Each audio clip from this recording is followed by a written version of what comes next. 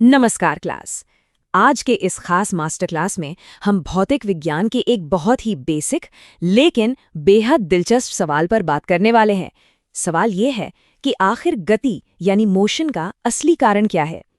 एक विशेषज्ञ शिक्षक के नजरिए से देखें तो ये जटिल लगने वाला विषय वास्तव में बहुत आसान और लॉजिकल है। तो चलिए बिना किसी देरी के इस शानदार विषय की गहराई में उतरते हैं और इसे रटने के बजाय एक मजेदार कहानी की तरह समझते हैं। फटाफट आज का हमारा सिलेबस देख लेते हैं। हम शुरुआत करेंगे अरस्तू की एक बहुत पुरानी भ्रांति से, फिर न्यूटन के तीनों नियमों को डिकोड करेंगे, उसके बाद घर्षण और वृत्तीय गति को समझेंगे और अंत में परीक्षा में पूरे नंबर लाने के लिए एक चेकलिस्ट और कुछ अभ्यास प्रश्न भी हल करेंगे। भाग 1, गति और अरस्तू की भ्रांति।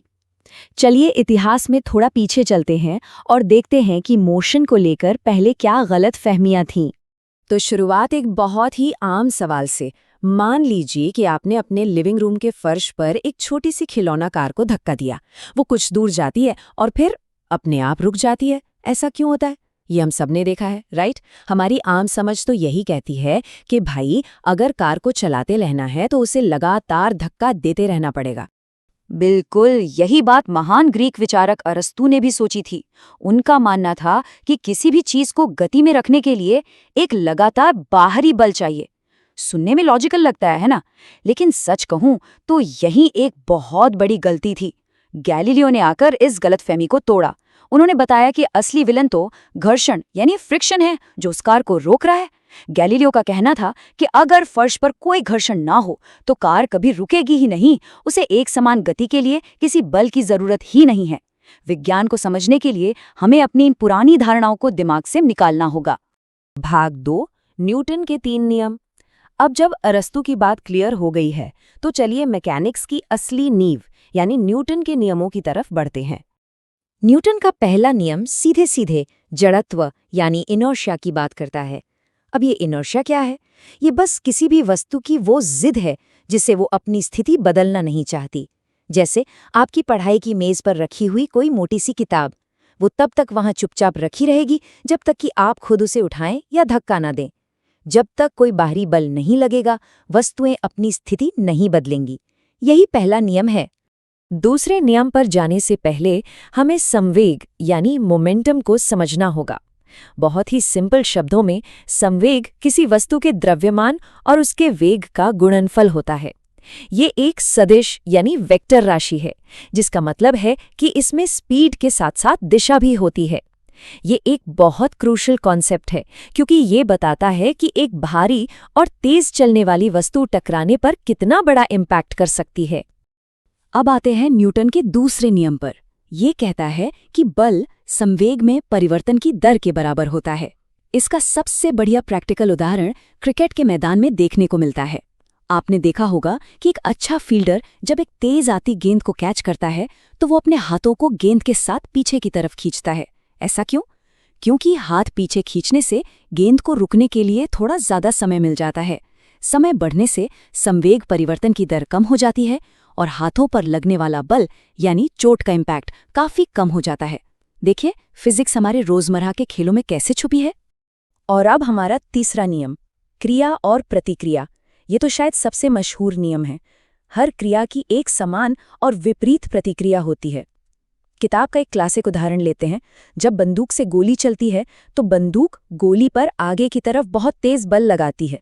ये हमारी क्रिया है। लेकिन उसी पल गोली भी बंदूक पर पीछे की तरफ उतना ही बल लगाती है, जिसकी वजह से गोली चलाने वाले को पीछे की तरफ एक झटका लगता है जिसे हम रिकॉइल कहते हैं। ये हमारी प्रतिक्रिया है। भाग 3, घर्षण और वृत्तीय गति। अभी तक हमने थ्योरी देखी, अब चलिए रियल वर्ल्ड की तरफ चलते हैं, क्योंकि असली दुनिया में चीजें सिर्फ सीधी रेखा में या वैक्यूम में तो नहीं चलती। यहाँ हमें घर्षण के 2 प्रकारों को समझना है। इमेजिन कीजिए कि आप कमरे में रखे एक बहुत भारी बक्से को खिसका रहे हैं। आप धक्का लगाते हैं लेकिन वो टस से मस नहीं होता। उस वक्त जो बल आपके धक्के का विरोध कर रहा है वो है स्थैतिक घर्षण यानी स्टैटिक फ्रिक्शन। मजे की बात यह है कि ये बल अपने आप एडजस्ट होता है। आप जितना जोर लगाएंगे वो भी उतना ही बढ़ेगा, लेकिन हाँ, एक लिमिट तक।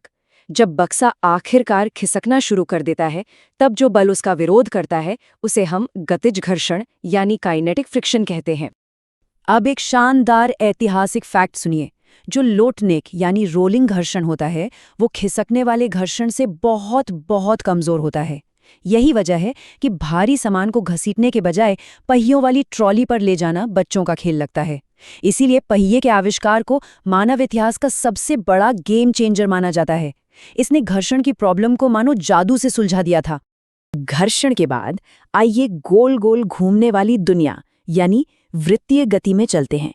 कभी एक पत्थर को धागे से बांधकर सिर के ऊपर घुमाया है? वो धागा टूटता क्यों नहीं और पत्थर बाहर क्यों नहीं उड़ जाता? क्योंकि वहां एक अभिकेंद्र बल यानी सेंट्रीपीटल फोर्स काम कर रहा होता है। ये वो बल है जो पत्थर को लगातार उस गोल रास्ते पर खींच कर रखता है और ये हमेशा उस घेरे के केंद्र यानी सेंटर की तरफ लगता है। अब सोचिए कि ये कॉन्सेप्ट सड़कों पर कैसे काम आता है। जब कार एक एकदम सीधी समतल सड़क पर तीखा मोड़ लेती है तो वो पूरी तरह टायरों और सड़क के बीच के घर्षण के भरोसे होती है। लेकिन अगर बारिश हो रही हो और सड़क गीली हो तब क्या होगा? कार फिसल सकती है।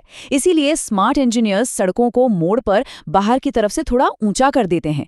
इसे ढालू या बैंक्ड सड़क कहते हैं। यह हल्का से झुकाव गाड़ी को मुड़ने के लिए जरूरी अभिकेंद्र बल दे देता है, जिससे गाड़ियां फिसलने से बच जाती हैं।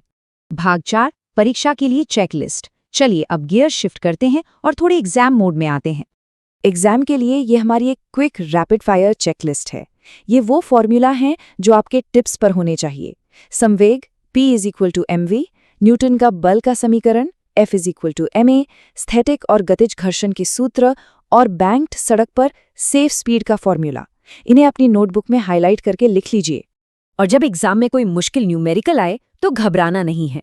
बस इन 4 स्टेप्स को फॉलो करें। पहला, अपना सिस्टम डिसाइड करें। दूसरा, उस पर लगने वाले सारे भारी बलों को पहचानें। तीसरा और सबसे इम्पोर्टेंट, एक साफ सुथरा फ्री बॉडी डायग्राम बनाएं। और आखिर में बस न्यूटन के समीकरणों को वहां अप्लाई कर दें। इन स्टेप्स के साथ कोई भी सवाल गलत नहीं होगा। भाग 5 अभ्यास प्रश्न। थ्योरी हो गई, फॉर्मूले भी देख लिए, अब समय है एक छोटे से टेस्ट का। चलिए ये न्यूमेरिकल देखते हैं।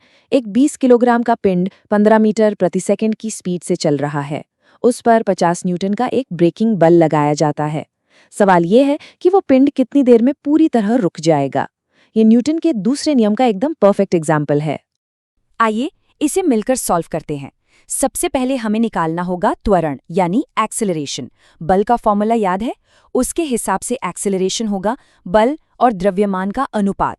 चूंकि ये रोकने वाला बल है तो हम -50 को 20 से डिवाइड करेंगे, जिससे मिलेगा -2.5 मीटर प्रति वर्ग सेकंड। अब गति का पहला समीकरण लगाते हैं। क्योंकि पिंड रुक रहा है तो फाइनल वेलोसिटी 0 होगी। इनिशियल वेलोसिटी 15 है। जब आप इसे सॉल्व करेंगे तो समय निकलकर आएगा ठीक 6 सेकंड। बिल्कुल सिंपल और लॉजिकल है ना?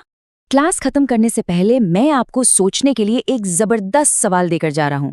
सोचिए, अगर वो डोरी से बंधा हुआ पत्थर जो गोल गोल घूम रहा था, उसकी डोरी अचानक टूट जाए तो वो पत्थर किस दिशा में जाएगा? जड़त्व के नियम को याद कीजिए। डोरी टूटते ही अभिकेंद्र बल गायब हो जाएगा और वो पत्थर उस पॉइंट से एकदम सीधी रेखा में यानी टेंजेंट की दिशा में उड़ जाएगा। याद रखिए, फिजिक्स सिर्फ किताबों में रटने के लिए नहीं है, ये हमारे चारों तरफ की दुनिया चला रही है। आज के इस मास्टर क्लास में जुड़ने के लिए बहुत बहुत धन्यवाद और अपने आसपास इन नियमों को ढूंढते रहिए।